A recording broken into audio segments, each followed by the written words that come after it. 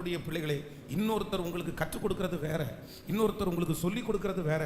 ஆனா ஆண்டவர் நேரடியாக உங்களுக்கு கற்றுக் கொடுக்கிறது என்கிறது ரொம்ப வித்தியாசமானது. ஆண்டவர் உங்களுக்கு நேரடியாய் சொல்லி தருகிறது ரொம்ப வித்தியாசமானது. அதனால எல்லாரும் ஆண்டவருடைய சமூகத்தில் இன்னைக்கு ஒரு தீர்மானம் எடுக்க வேண்டும். இன்றிலிருந்து 40 நாட்கள் இந்த தனி ஜெபம் ஆரம்பிக்கிறது. இந்த தனி ஜெபம் எதுக்கு அப்படின்னு சொன்னா, இந்த 40 நாட்கள் அவ்வளவுதான் ஜெபம் பண்ணி முடிச்சோன்னா போலாம் அப்படின்றதுக்காக அல்ல.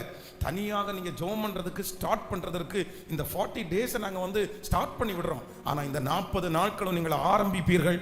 நான் நம்புகிறேன் இந்த 40 நாட்களில் ஆண்டவர் உங்களை ஜெப ஆவியினாலே கட்ட நிரப்புவார்.